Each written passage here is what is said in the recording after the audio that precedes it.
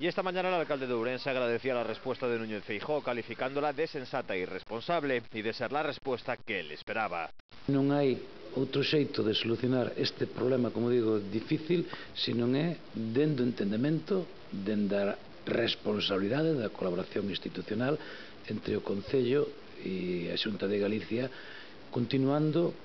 pois con esa senda que habíamos iniciado, con ese compromiso que habíamos adquirido